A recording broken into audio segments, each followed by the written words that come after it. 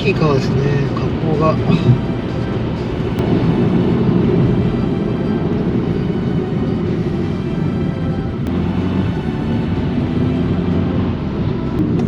ルート案内を終了します。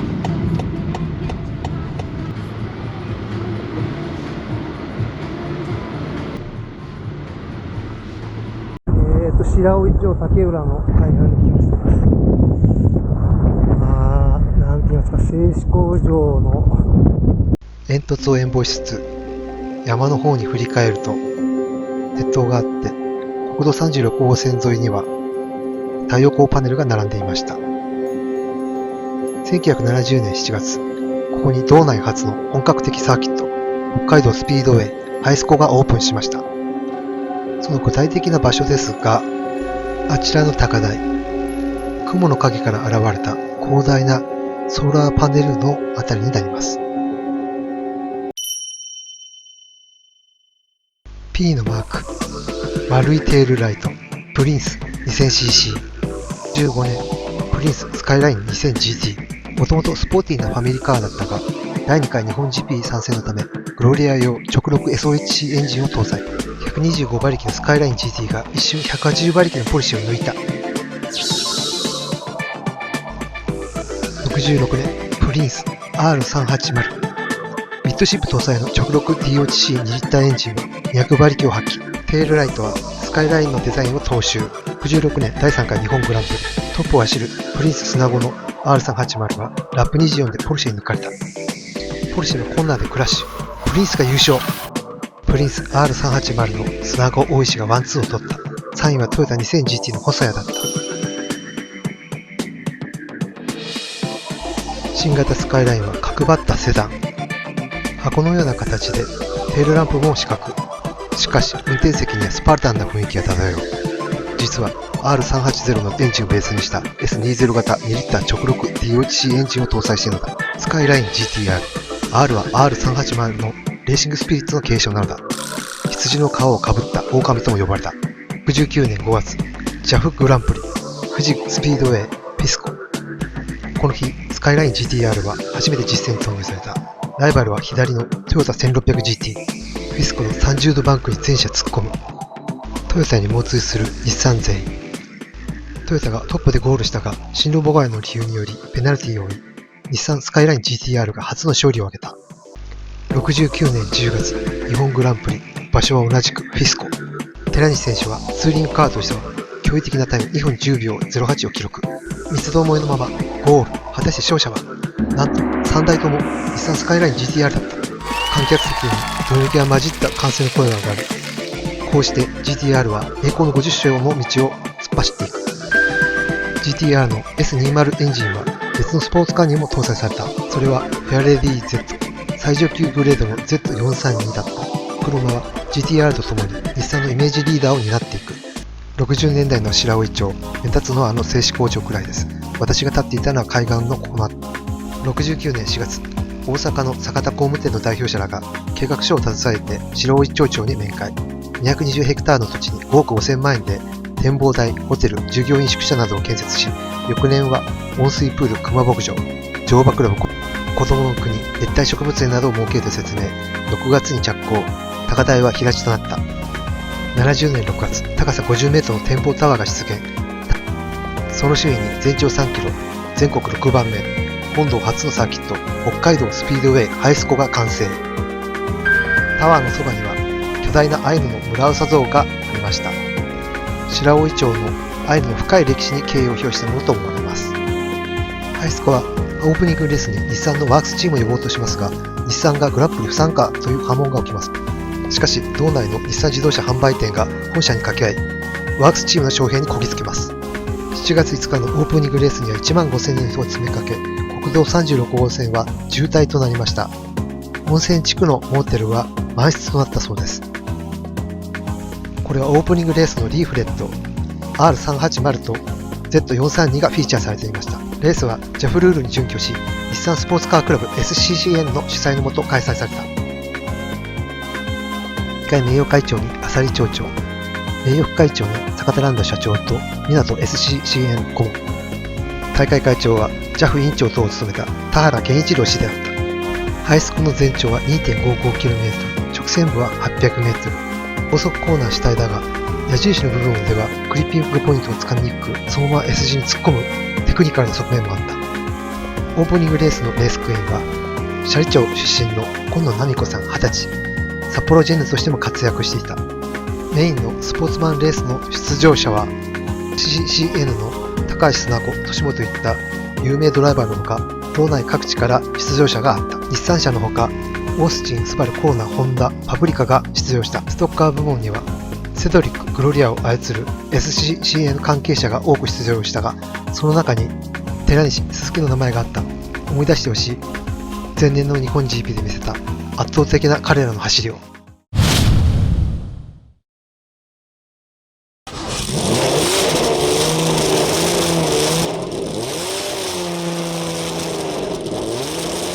R380 の排気音はどさんこの度肝を抜いた。太平洋を背景に第一高速コーナーへ突っ込んでいく。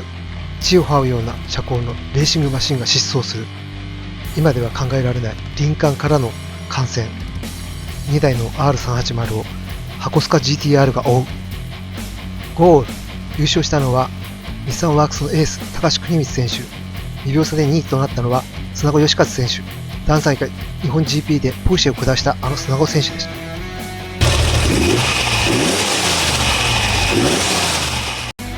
どさんこたちは箱スカ GTR と Z432 の激しいバトルを目撃した。道内から参加したフェアレディ2000のテールトゥーノーズ TS クラスのワンツーはスカイライン 2000GT が共に取った。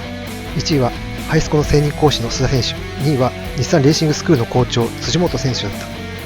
ハイスコオープニングレースの結果で GTR は24勝目を記録した。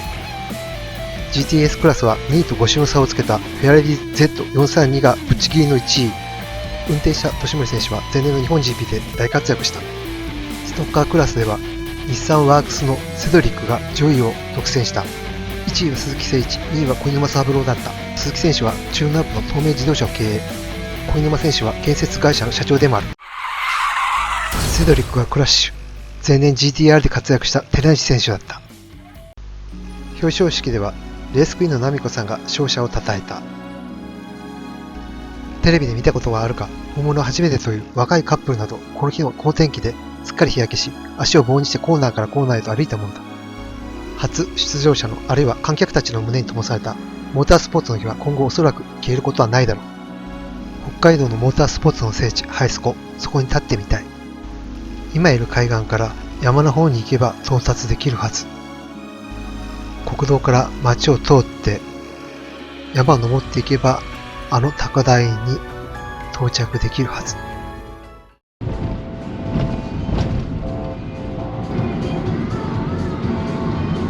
太陽光パネルいけるんだね。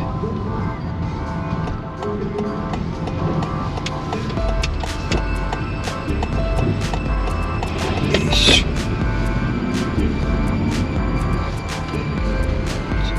こっちか。おお、人気だ。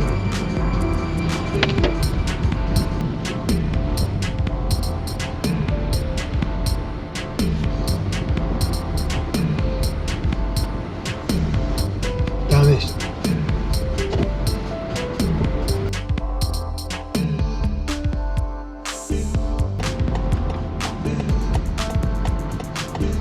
し。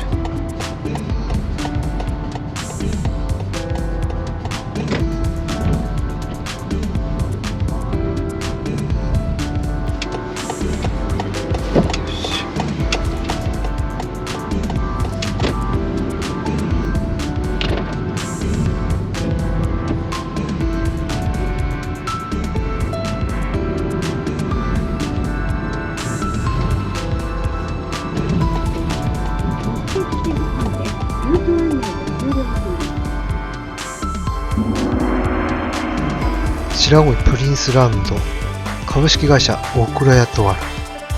奥の方へ歩いていくと街灯がハイスコのあの街灯と形がとてもよく似てました。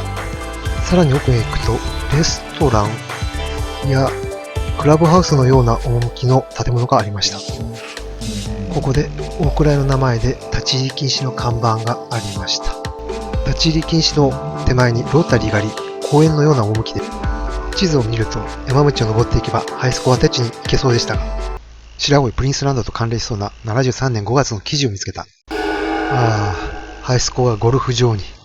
廃業の理由として観客数が伸びなかったこと、高台の土地の買収にはもともとトラブルがあったことが関係しているようだ。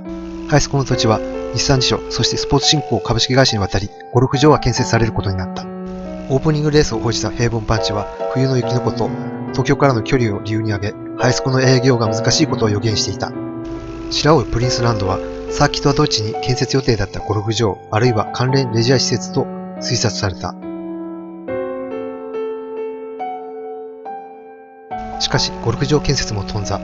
廃墟と化したハイスコ、そのタワーの傍らで、アイヌ村長像は風雪にさらされつつ、ポツンと太平洋を見つめていた。しかし、これは忍びないという声が強くなり、78年ポルトコタン、現在のポポイに移転することになった。このアイヌ像も現在はもうなくなっている。29年後、なんとサーキットが復活した。ハイスコは白老カーランド SCL として蘇った。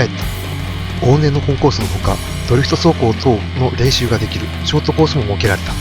レースクイーンは4名もキャスティングされ、大いに盛り上げた。高橋国光選手の愛弟子で、ドリフトキングと称された土屋圭一氏もやってきたぞ。YouTube には SCL 時代の走行動画がたくさん上がっている。しかし、クラッシュして愛車を廃車にしてしまった方もいたようだ。70年の平凡パンチでは高橋選手がコースの印象を述べている。直線では200キロオーバーだが、コーナーは複合カーブが多く、クリッピングポイントがつかみにくい。あと、デコボコでホッピングしやすい路面、逆バンク気味の第1コーナーが、以上からテクニカルコースの印象を持ったようだ。こちらの FD3S のドライバーは、第2高速コーナーの後、バランスを崩してクラッシュしている。赤丸の部分は、上りの後、若干下りとなり、運転を難しくさせている。こちらのトヨタチェイサーのドライバーは、馬乗せと言われるこの難所をドリフトで豪快に駆け抜けていて、とてもかっこいい。こちらは RX-8 だろうか。馬乗せのあたりでバランスを崩し、横転してクラッシュしてしまった。そして SLC ではあの名車が走った日もあった。箱スカが太平洋に向けて第1コーナーの方へ走っていく。しかし、2017年10月、白老カーランドは閉鎖。平成時代15年にわたり、モータースポーツの場の提供に敬意を表したい。やはり北海道でサーキットの経営は難しいのだろうか。白老町竹浦の高台にあった伝説のサーキット。今は太陽光パネルですっかり覆われてしまった。北海道スピードウェイ。白老カーランド。昭和と平成の時代、様々な車が集い走ったあのサーキットは今はもうない。しかし、平凡パンチの記事からこのメッセージをどうしても伝えたい。数年のうちにはここから優れたドライバーが誕生するかもしれない。ローカルサーキットの隆盛こそ日本のモータースポーツの繁栄を支えるのだ。予算子よ、頑張ってくれ。ハイスコ SLC のレガシーは十勝スピードウェイに受け継がれたと、そう信じたいのです。70年代、日産ワークスの全面協力を得てオープンし、わずか3年で閉鎖したハイスコ。30年余りの時を経て2002年復活し、15年にわたりプライベーターのドラテク磨きの場を提供した SCL。北海道におけるモータースポーツの振興に敬意を表したい。動画の感想、サーキットの思い出などお聞かせください。